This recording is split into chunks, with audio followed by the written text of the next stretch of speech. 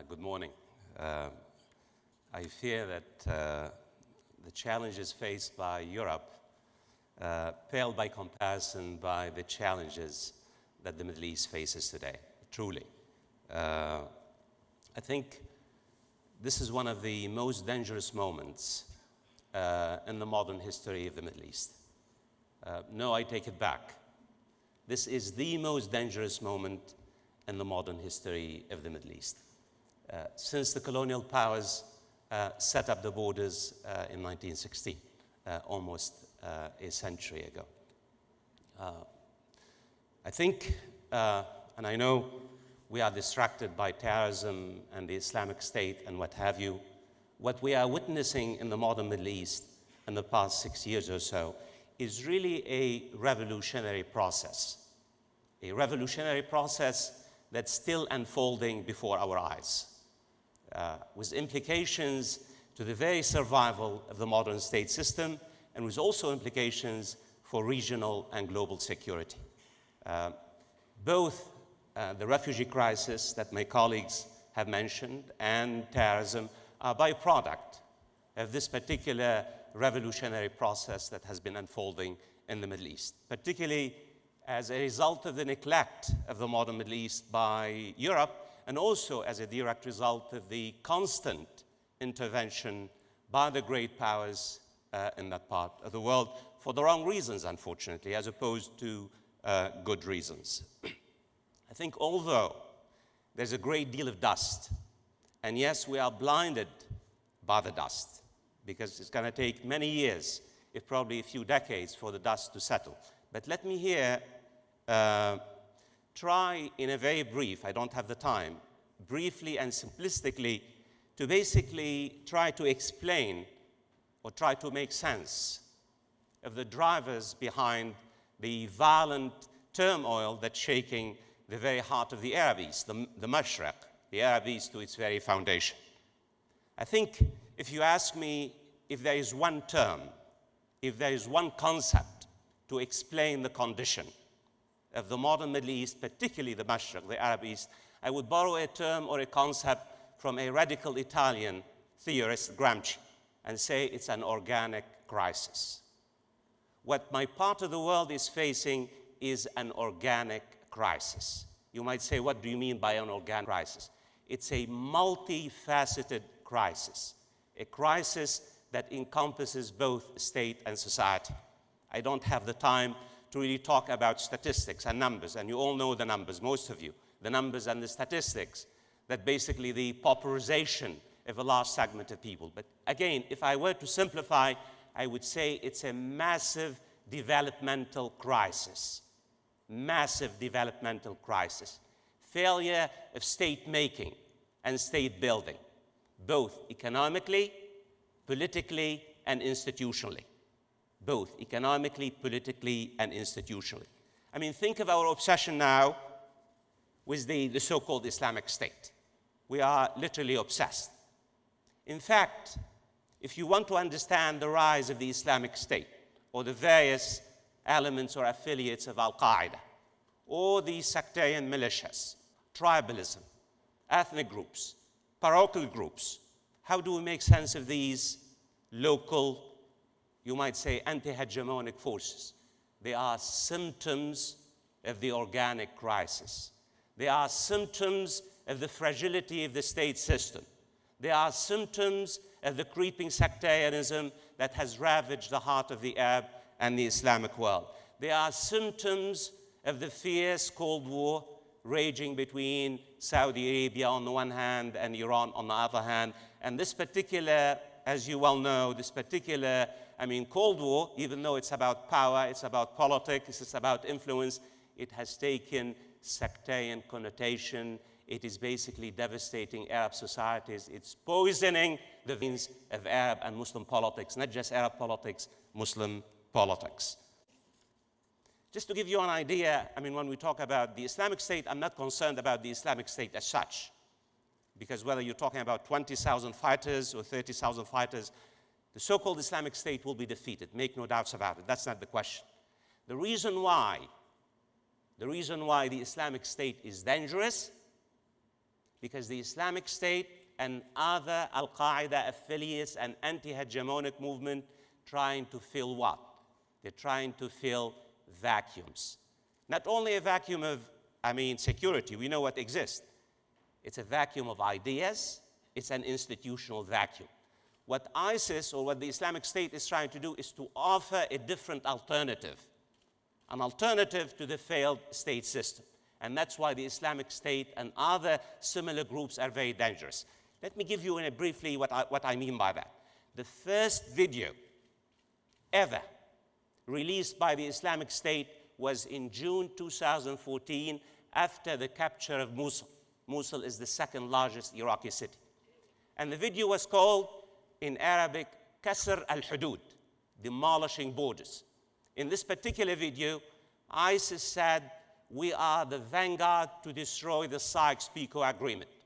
The Sykes-Picot Agreement that set up the borders of the modern Middle East in 1916 by Mr. Sykes and Picot. While it challenges the Sykes-Picot and the tragedy and says, we are the only ones equipped to bring the Palestinians back to Palestine. We are the only one equipped to destroy the failed secular system. We want to destroy the system based on sovereignty and offer an alternative based on Islamic identity. Its own fighters were in the video showing destroying the borders or the demarcations separating the Iraqi-Syrian border. Think of how powerful this particular message.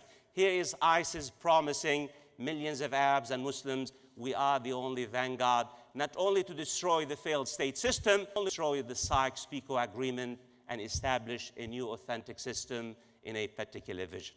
This particular message resonates. It resonates among many people who have not come to terms with the implications of the Sykes-Picot, who have not come to terms with what they call the Western conspiracy to divide and subjugate, with the tragedy of the Palestinians. They're still with us even, after, almost more than 65 years, the Palestinians still do not have a state of their own.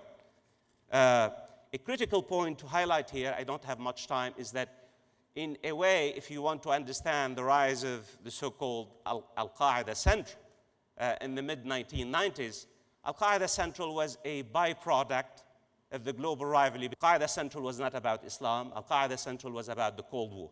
How the Cold War rivalry in Afghanistan basically brought about mutations, and the mutation was Al-Qaeda.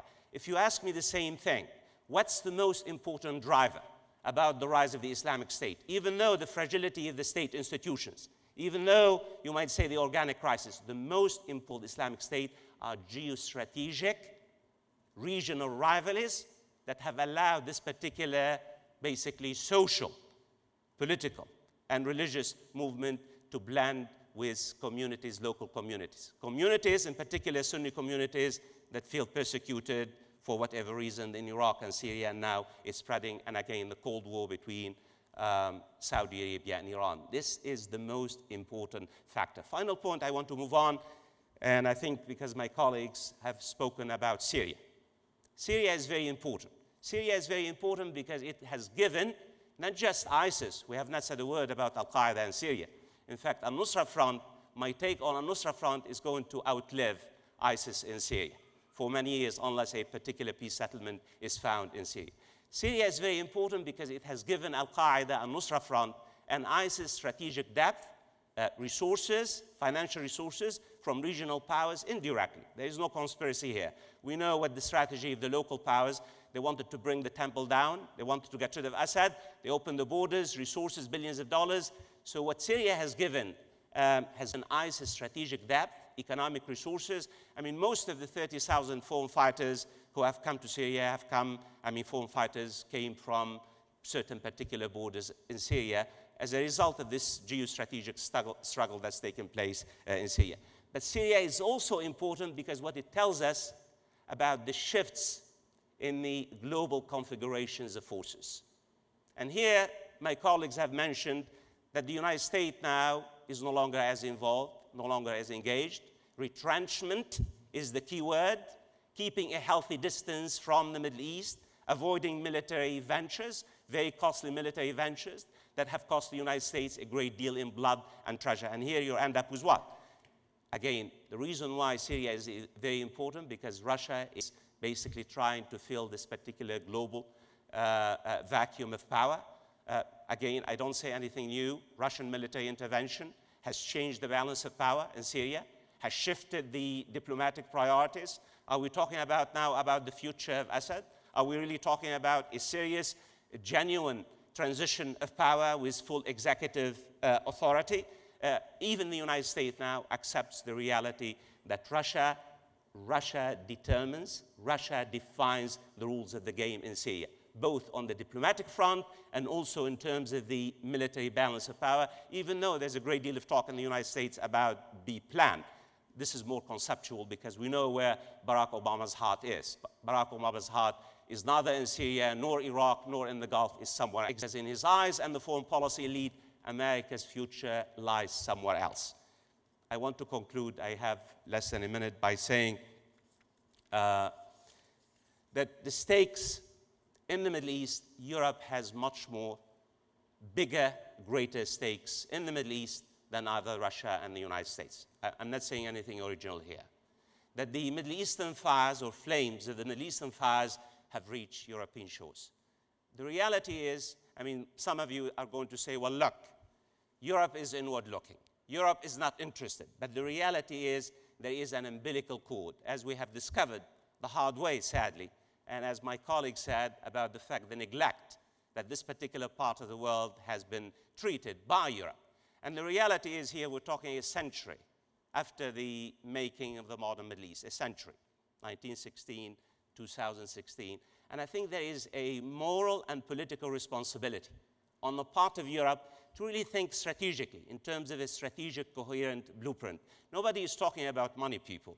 There's a great deal of money in that part of the world. It's a matter of leadership. It's a matter of constructing a strategic blueprint to really, what we're talking about, if our reading is correct, we're talking about rebuilding of the state. We're talking about the reconstruction of state institutions. We're talking about, as Paddy said, I mean, putting out the fires and beginning the process of reconciliation. And here, not only about that, I would go a bit further and helping Middle Eastern, Arab and Muslim and Middle Eastern people and societies basically to really imagine, to reimagine a different Middle East from both the colonial and the post-colonial basically order or architecture. And I think this particular reimagining of the Middle East would not only be morally and politically appropriate, but also would serve the interests of both Europe and North America as well. Thank you.